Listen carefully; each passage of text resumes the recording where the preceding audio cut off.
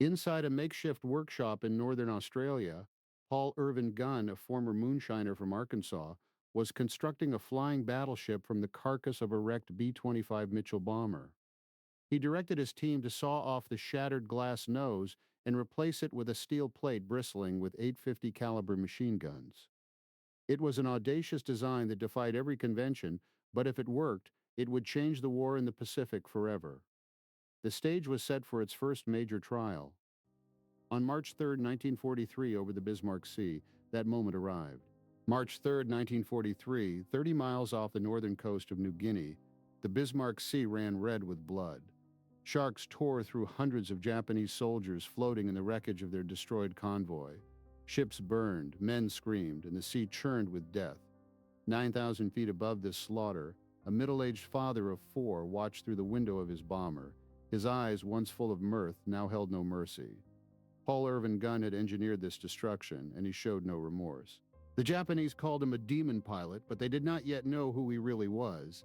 An outlaw who ran moonshine as a teenager in the Arkansas Ozarks, a Navy chief who taught himself to fly by feel and nerve, a man who built an airline from nothing in the Philippines. Now at 42 years old, he had created a weapon unlike anything the Pacific War had seen before. How did a man with no college education and a sixth-grade schooling become the architect of a victory that changed the course of World War II? To understand that, we go back to December 7, 1941, the day that shattered the world Paul Irvin Gunn had built in the Philippines. He woke at 04:30 in his house on Villamore Court in Manila, kissed his wife Polly, and ate breakfast with his 4 children. His 2 daughters were still in Baguio on a school basketball trip and were not due back until that evening. The morning seemed peaceful, even with the threat of war hanging over the islands. But Paul Irvin Gunn had a secret mission that day. He drove to Nielsen Field in his green Buick Roadmaster and met a passenger named Joseph Stevenott. Stevenott was a communications expert on General Douglas MacArthur's staff, working on something top secret. The United States Army Signal Corps had just delivered radar sets to the Philippines, and they needed to be installed and wired into the warning network. Paul Irvin Gunn flew Stevenott 120 miles southeast to Paracale in a Red Beach Staggerwing biplane, a beautiful executive aircraft built for Andres Soriano's Philippine Airlines. The weather that morning was brutal. A monsoon had turned the coast of southeastern Luzon into a curtain of rain. Paul Irvin Gunn pushed through the storm, navigating by instinct and instruments. He lined up for the short dirt strip at Paracale, fighting crosswinds all the way down. The landing gear collapsed on touchdown. The rough terrain had twisted the undercarriage beyond repair. The plane was grounded, stranded in a remote mining town. Paul Irvin Gunn could not fly home. He found a room at the mining company's club and waited for news. On the morning of December 8th, Don Bell, the NBC broadcaster known as the Voice of Manila, came over the radio with an urgent bulletin. Japanese planes had attacked Pearl Harbor. The United States Pacific Fleet was burning. A few hours later came word that Japanese bombers had hit Camp John Hay, the military base right next to Baguio where his daughters had spent the weekend. Paul Irvin Gunn could not reach his wife by phone. The lines were overwhelmed. Enjoying the story? Subscribe to join us for the next one. Polly Gunn learned of the attack from a phone call from Dan Stickle, the PAL maintenance chief. Her friend Bob Tice, Paul Irvin Gunn's business partner from KT Flying Service in Hawaii, had been killed by Japanese strafing at Honolulu's John Rogers Airport. She gathered the children around the radio and listened to Don Bell describe the destruction. Connie and Julie were pulled out of school. The boys watched their mother cry for the first time. At the dinner table that night, the chair at the head sat empty. Paul Irvin Gunn made it back to Manila late that evening, filthy and exhausted from a harrowing journey by boat, bus, train, and car. He walked through the door and wrapped his arms around his family. His anger was barely contained. He told them the Army Air Force had been caught by surprise. Clark Field was devastated. Most of the B-17 bombers were wrecked on the ground. He warned his family that the Japanese would come for them in the night. He said the moon would be perfect for bombing by 2 in the morning. The raid came at 03:09 on December 9th. Japanese Navy bombers from the 1st Air Group appeared over Nichols Field, right next to Villamore Court. Paul Irvin Gunn rushed his family into the corner of the garden. Behind the thick masonry walls, incendiaries fell and the skyline bloomed orange-red. Polly Gunn prayed as the ground trembled beneath her. Julie and Connie Gunn cried against their father's arms. The Japanese bombers were pros, flying in tight formation even at night, and they did not lose a single plane. Before dawn, Paul Irvin Gunn moved his family's two Beech 18 airliners to a secret strip at Grace Park, hidden among the tombs of La Loma Cemetery. He had the runway camouflaged with portable shacks that made the area look like a slum. The Japanese never found them there. Later that morning at Nielsen Field, General Louis Brereton's headquarters told the PAL pilots their civilian aircraft were being taken over by the Army Air Force. Paul Irvin Gunn volunteered on the spot. He was commissioned as a captain on December 11, 1941. He did not even have a uniform. He flew his first mission in civilian clothes, which meant if the Japanese captured him, they could treat him as a spy. His orders were to take his bright red Beech 18 to Clark Field, pick up maintenance crews, and fly them to a secret grass strip at the Del Monte pineapple plantation on Mindanao, over 500 miles to the south. He stayed low, hugging the treetops to avoid Japanese fighters. He made it through, unarmed and unarmored, flying into the jaws of the enemy. On December 13th, Japanese Zeros found him over Cebu. They riddled his Beech 18 with machine gun and cannon fire. The right engine began to overheat. Fuel leaked into the cabin, and the hydraulic system was shot out. He dove into a narrow valley and outflew the Zeros at grass stop level, jinking and turning until they gave up. He crash-landed at Nichols Field with no landing gear and no flaps. The mechanics later counted 130 bullet holes in the right wing alone. Paul Irvin Gunn climbed out without a scratch. For the next 2 weeks, he flew supply missions all over the Philippines while the Japanese bombed Manila every day. He shuttled food and medical supplies to Bataan and hauled frozen turkeys to the men at Del Monte for Christmas. Yet even as he flew, he worried about his family. They were living in a cramped apartment in the city, far from the military bases, but still vulnerable to stray bombs. He built them a bomb shelter from a 10-foot-long steel tank that he stripped and fitted with 3 levels of chicken wire shelves. It was 8 feet in diameter and weighed over a ton. The family rolled it into the street in front of the duplex, where it sat like an ugly metal cocoon. When the bombs fell, the Guns, the Gurevich family from upstairs, and the Rifkins all climbed inside and huddled together on the rough shelves. The shrapnel bounced off the tank's curved sides. The children grew used to the sound. The city around them was burning, the army was retreating into Bataan, and the Japanese were closing in from every direction. But inside the tank, for a few minutes at a time, they were safe. On Christmas Eve 1941, General Louis Brereton ordered Paul Irvin Gunn to fly a group of senior officers to Australia. He told his family he would be back in 3 days. He kissed Polly Gunn, then each of his children on the lips, a gesture so unusual it frightened them. Then he drove away in the green Buick. While Gunn was en route to Darwin, MacArthur declared Manila an open city. When he landed, he learned his family was trapped. The capital fell without a fight. On January 4, 1942, Japanese soldiers marched into the city and found Paul Irvin Gunn's family waiting in their apartment. 3 days stretched into years. 2 decades before the war reached the Philippines, the teenage Paul Irvin Gunn was running moonshine through the Arkansas Ozarks. His father had been murdered when the boy was 7, shot down in the street by a gang of killers. His mother was left bankrupt, so Gunn quit school after the 6th grade and worked whatever jobs he could find.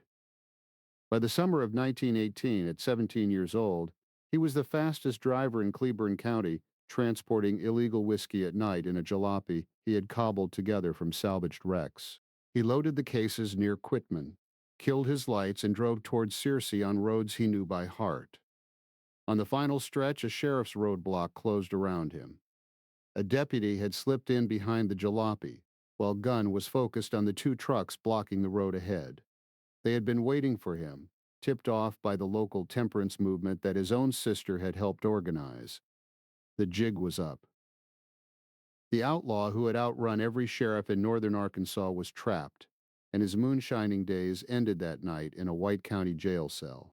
Gunn joined the Navy in 1923. He started as an enlisted mechanic, learning the inner workings of engines by tearing them apart and putting them back together with his own hands. By 1926, he had earned his wings and was assigned to one of the first torpedo squadrons in the fleet, flying fabric-covered biplanes off the deck of the USS Langley, America's first aircraft carrier. He married Polly in 1923, a Pensacola girl he had met at a church picnic, and she became the steady center of gravity in a life full of risk and motion.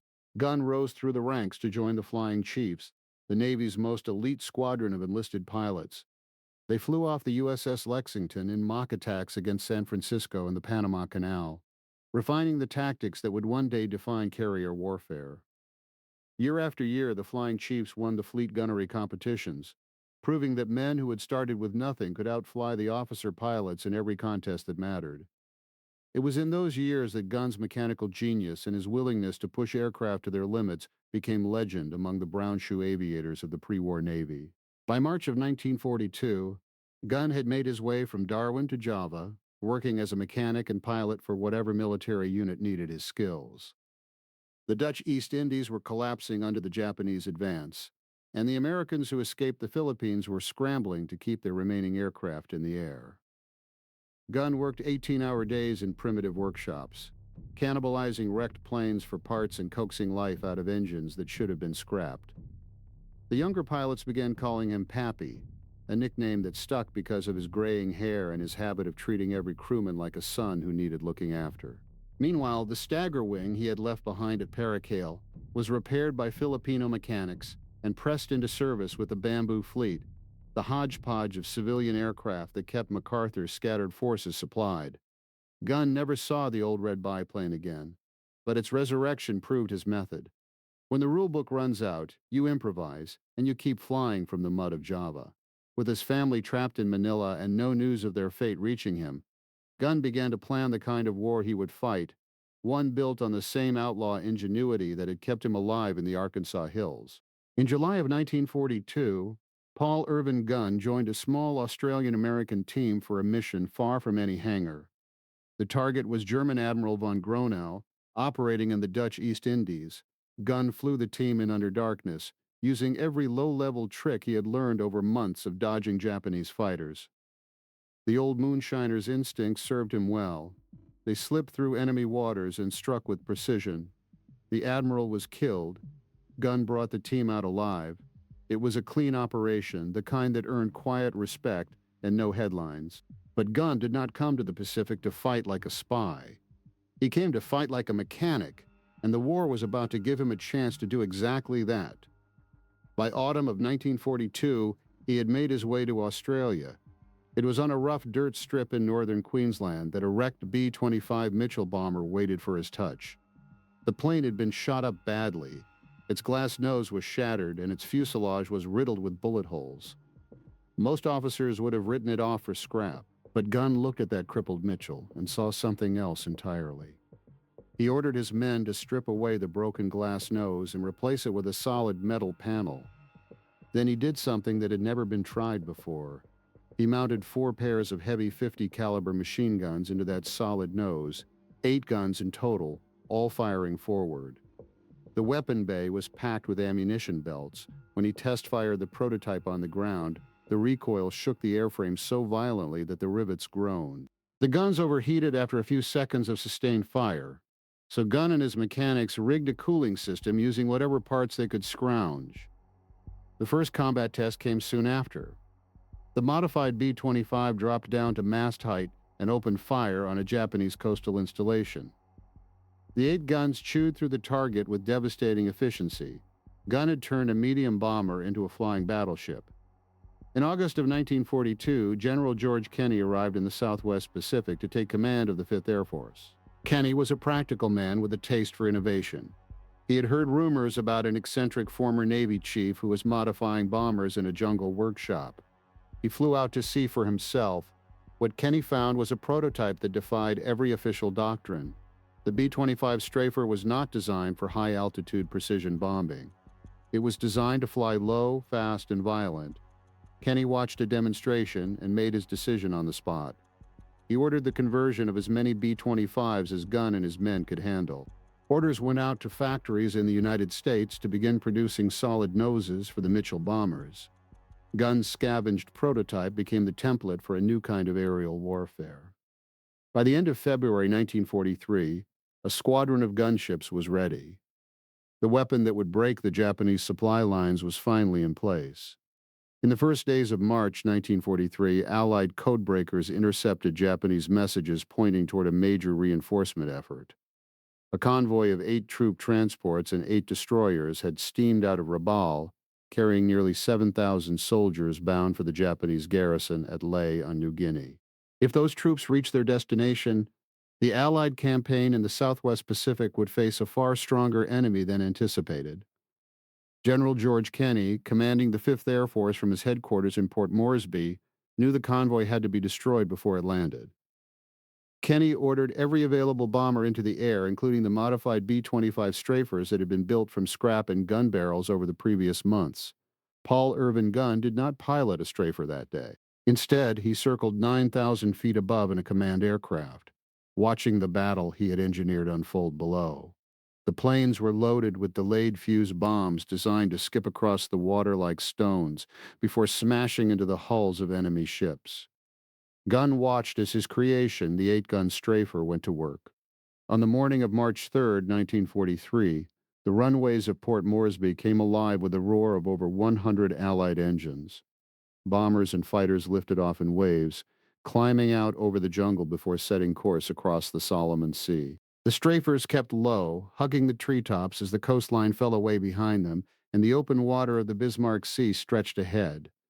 The Japanese convoy was spotted off the coast of the Huon Peninsula, steaming through a narrow channel between islands. The Allied bombers did not climb to high altitude for a conventional attack. Instead, they dropped down to mast height, skimming the wave tops in a tactic that the Japanese had never seen before. The strafers came in at treetop level, their 8 forward guns opening fire on the decks of the transports and destroyers. The skip bombs skipped across the whitecaps and slammed into the hulls of the troopships, exploding on impact inside the packed holds. The strafers raked the decks with a storm of lead, cutting down soldiers and crewmen as they tried to reach the lifeboats. Within minutes, the sea was littered with burning wrecks, debris, and thousands of men thrashing in the water. The Japanese escort ships, themselves under heavy attack, could do nothing to rescue the survivors. From 9,000 feet above, Gunn watched the destruction unfold on the surface of the Bismarck Sea. The sharks had begun to feed on the men who had abandoned their sinking ships, and the water around the wrecks turned red with blood. The entire convoy had been wiped out before it could land a single soldier at Lae. For Gunn, who had engineered the weapon system that made this possible. The scene below was a grim and final answer to the agonies of the Philippines. Pappy Gunn never saw his family again. After the Bismarck Sea victory, he continued converting bombers and flying missions until October 31, 1944, when the experimental B-25 he was testing crashed at Eglin Field, Florida. He was killed instantly. In February 1945, American forces liberated the Santo Tomas internment camp in Manila. Polly and the children survived, thin and malnourished but alive. Among her salvaged belongings was the spool post bed her father had made, the one that had traveled from Pensacola to Hawaii to Manila. It had survived the occupation intact, a quiet anchor to the life they had built together. Months before his death in June of 1944, Pappy was back in New Guinea, flying combat missions and pushing himself harder than ever. General George Kenney had put him in charge of converting more bombers into strafers, and the work never stopped. He flew low-level attacks against Japanese shipping and coastal installations, always taking the most dangerous runs for himself. His men noticed he was slower now, that he coughed more often, that he leaned on the wings of the B-25s when he climbed down from the cockpit. But nobody told Pappy Gunn to take a rest, not twice anyway. The heat and humidity of New Guinea wore on him, and the old engineering instincts that had kept him alive for 3 years of war began to dull. He was 44 years old, an age when most pilots were flying desks or giving lectures to younger men. Instead, he was still crawling into cramped fuselages, still test-firing the 8-gun noses he had invented, still smelling cordite and aviation fuel at the end of every day. His body was breaking down, but he refused to admit it. He had work to do. In October of 1944, Pappy received orders to return to the United States for a temporary assignment. He was to travel to Eglin Field in Florida to test a new experimental aircraft, a modified version of the B-25 that the engineers hoped would push the limits of the platform. He was the logical choice for the job. Nobody knew the Mitchell the way he did. He flew home with characteristic impatience, eager to get the tests done and return to the Pacific. On the morning of October 31st, 1944, Pappy climbed into the cockpit of the experimental bomber at Eglin Field. He ran through the pre-flight checklist with methodical precision, just as he had done 1,000 times before. The engines caught and the plane rolled down the runway, lifting off into a clear Florida sky. A few minutes into the climb, the engine failed. The plane lost power and began to stall. Pappy attempted an emergency landing, cranking the controls hard to find a patch of ground that could take the weight of the falling machine, but the altitude was too low, the ground too close. The aircraft stalled and crashed into the Florida scrub. Paul Irvin Gunn was killed instantly. He was 44 years old. The news reached the Pacific within days, and the men who had flown with him felt the loss like a physical blow. General Kenny wrote a letter to Polly telling her that her husband had been irreplaceable, that his modifications to the B-25 had shortened the war by months. The same mechanics who had helped him build the first strafer out of scrap and baling wire now flew combat missions with his name painted on their cowlings. They did not remember him as the man who had built Philippine Airlines or the Navy pilot who had landed on a whale's back. They remembered him as the mechanic who had shown them what a bomber could really do. Polly and the children returned to the United States in early 1945, settling in Pensacola, the city where she and Pappy had begun their life together. She packed the spool post bed into a moving crate and took it with her, just as she had done on every move since their wedding day. The bed had crossed the Pacific in both directions, and it stood in her bedroom in Florida as a quiet anchor to the life she had lived. Pappy's innovations were officially recognized as critical to the Allied victory in the Pacific. The skip bombing tactics and the 8-gun strafers became standard equipment for the 5th Air Force, and the lessons learned from his scavenged prototype were sent to factories in the United States for mass production. Joseph Stevenow was captured by the Kempeitai, tortured for information, and executed on April 14, 1942, a silent martyr for the intelligence network he had helped build for MacArthur. Dan Stickles survived the war and returned to the United States, carrying the mechanical standards Pappy had taught him into a long career in aviation. If you have any family memories, personal stories, or historical anecdotes from the Pacific Campaign or the home front during World War II, we invite you to share them in the comments below. We read every one of them. Please subscribe to the channel and give this video a like to support our future historical documentaries. Thank you for listening, and thank you for keeping the memory of these men and women alive.